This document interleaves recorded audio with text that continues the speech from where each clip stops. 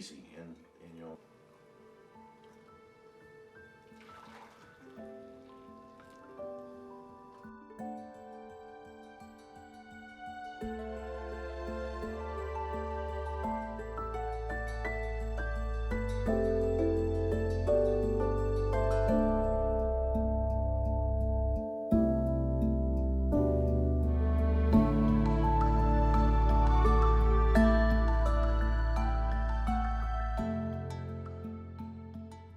I am Doug Lacey. I'm the owner and operator of the Pet Health Shop. We do safe alternative food and treats and toys for doggies. And I am also the inventor of Flex-Shell Architecture, or Flex-Shell Core Monolith Architecture, that I hope will save the world, be houses that won't burn down or fall down and that anybody can build. I am grinding coffee. I don't have to pretend.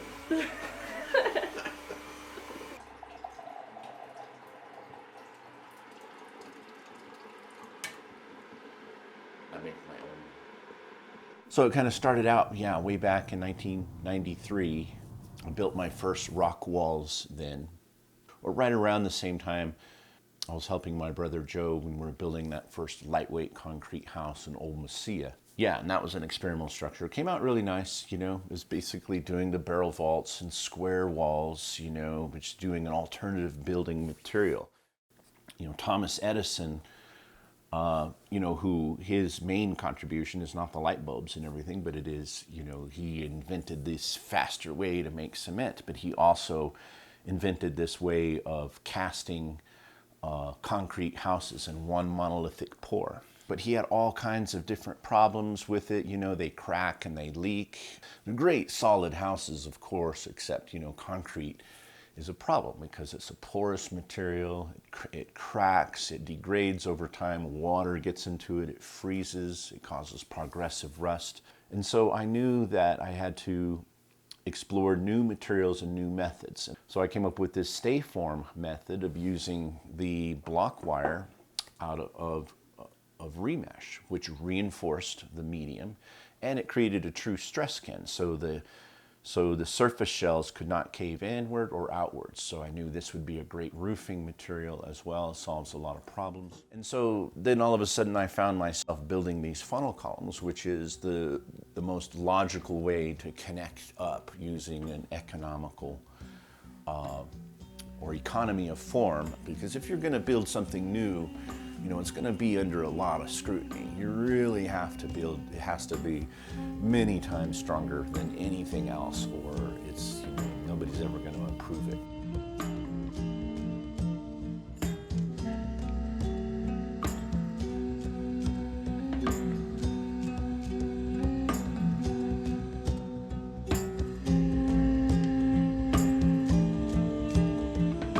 The architecture itself, it creates these funnel shapes that create roof gardens and places to store water underneath it. So my hope is to be able to create training material to help other people build this way, build very sturdy shelters that are integrated into the natural environment. You know, you leave the natural ecosystems around you because they help provide a lot of stability.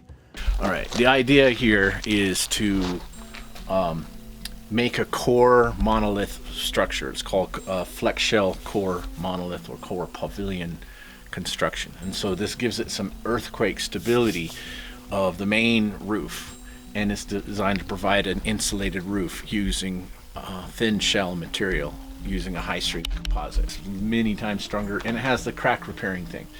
So we're combining shell geometry, which is a kind of a geometry that you know, it maximizes the stability by using curves, and with the stress skin geometry and doing column design. And column design is a way of creating stability and building with nature. So when you build this way, it naturally produces these roof gardens that have about 200 or 300 gallons of stored water below the soil. And so, and you mount soil above it on support slats, and it wicks the water up, so it maintains the perfect moisture in the soil without allowing evaporation. So you're collecting your water and using it right where you need it, and so you can grow a lot of food on the roof. And as you build into like a hillside, you make runoff gardens as well. So you create a garden environment that's integrated into the natural ecology, and you have roof gardens. So the idea is it implies that independence, you can grow your own food, you can have your own water first, and I just build the pavilions. So you can build your walls anywhere on the flat, smooth floor. And it stabilizes for earthquakes and for fires. So fires will have a hard time pushing in and burning your walls down, simply because of that curled edge. Because if there's a hot fire coming, that's a lot of rotation, and so it'll put that rotation back and push the fire away from your walls.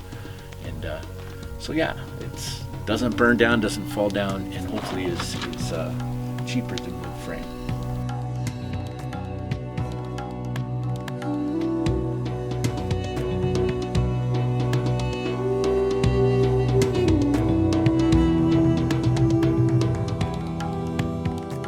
I've noticed that, trying to get other people to work with me, it's really challenging. But also, if I hire another plaster, wants to apply it in the way that they're familiar with. And even though I show them like, hey, this is different, it's kind of like, this high strength stuff, it's kind of flows, it's different. It's not like a regular mortar. It moves like silly putty. It's like a lava consistency. So you have to apply it differently. And and I've just had, tremendous challenges working with other people to follow the instructions on how to apply this. So that's brought me to the point of a good, what I think is a good thing of designing the whole system to be built by one person, by myself, and I've done that. I've reduced the mix down to a 6-gallon mix, which is something that I can move, bring to the area that I'm plastering, and apply it myself before the plaster starts to move. And I realized that that's important. If I'm going to teach people how to do this, it's really important that I refine the process to be a one-person operation. My kids, you have really helped me, when you were a little kid, got you involved in it. It's just something I want. And I think the most inspiring thing is to be able to create a home that will really last for future generations, and a home that will provide water and food kind of on its own.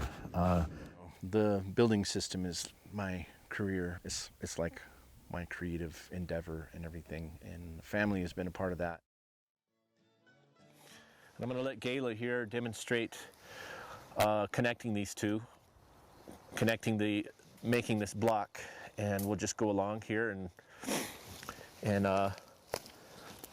connect this block together. Go ahead, Gayla. Notice she's wearing her eye protection, very important. I feel like it's so important to raise my kids, make sure they think about that they can do anything that they want to do without having to just march the regular old path of do what it is you're supposed to do to get approval from the outside. I feel like that it's important to encourage people and kids to be who they are. Maybe kind of driven by creativity, the desire to create something and to create and not just create for the sake of creating, but for me it's about expressing bounty and belonging, and so it's kind of a feeling. It's kind of a feeling of deep knowing of belonging in something larger than yourself.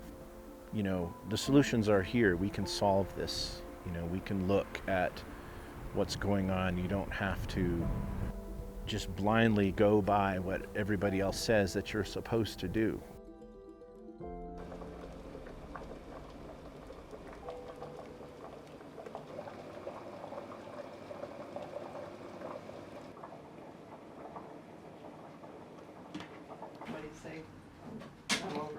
I'm over it. I'm the only one getting food here. Yeah, your shoes. Hi, I'm Brenna Brown, and I'm Gayla's mom. I was married to Doug. We got married on the first day of spring, and we came down to this place here. Doug and I are great friends. He's an amazing artist, very eccentric and pretty interesting. Yeah, it's been great watching it come to fruition since I've known Doug since 2001. So what kind of restaurant was it that you guys met at or was cooking at? It was a country gourmet restaurant. And it was in Silver, right? Steakhouse. No, it was in Gila. Oh, it was in Gila. New Mexico, yeah. I always helped my dad with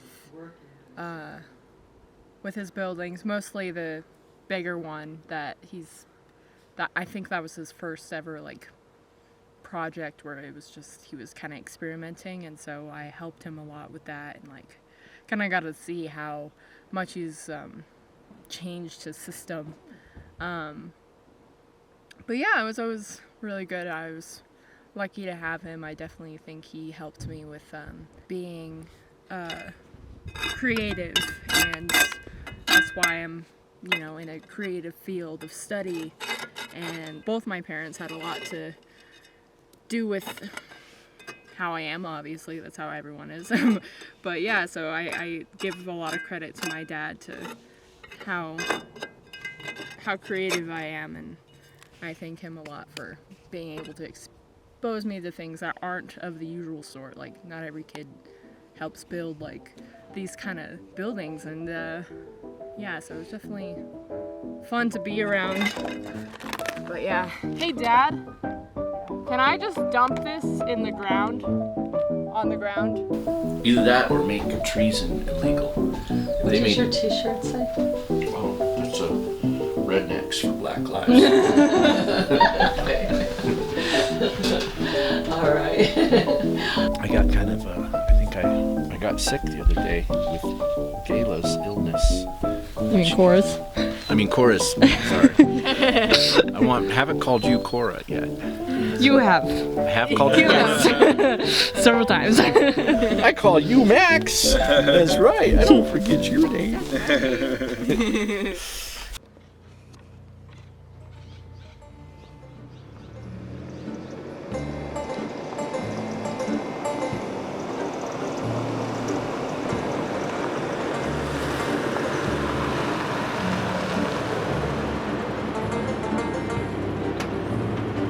Get in.